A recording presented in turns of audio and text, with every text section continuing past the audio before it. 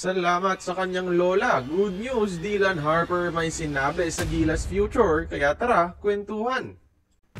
Naging second overall pick ng 2025 NBA Draft ang ating kababayan na si Dylan Harper, isang bigating NBA prospect na kinuha ng makasaysayang prangkisa ng San Antonio Spurs.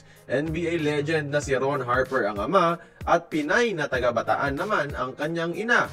Kaya ang tanong ng nakararami, pwede o gusto niya bang maglaro sa Gilas Pilipinas sa hinaharap?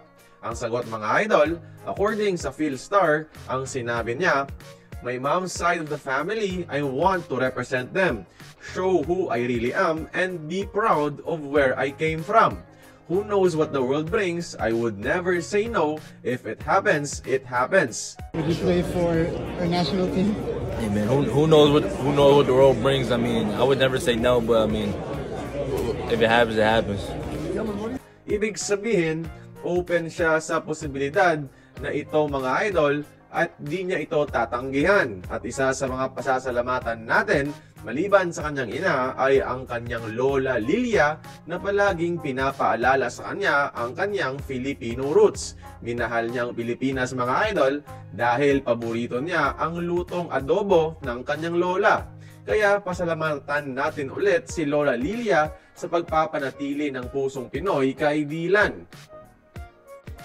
Ngayon ang tanong, eligible ba sa Gilas? Currently, wala pang opisyal na kumpirmasyon kung nakakuha ba siya ng Philippine passport before 16 years old.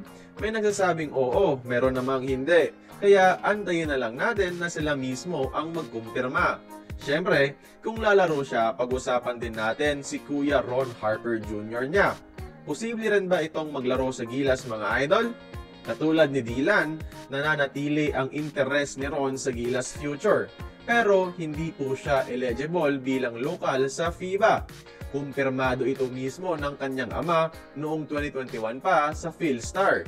Sinabihan niya raw ang kuya na kumuha noon, pero dahil napakahaba ng proseso ng pag-apply dito ilang taon ang nakaraan, di na ito natuloy.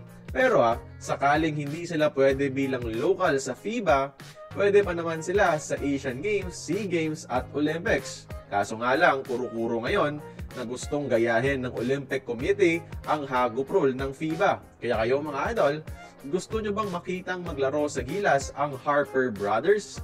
Join the conversation, magkomento lamang sa ibaba.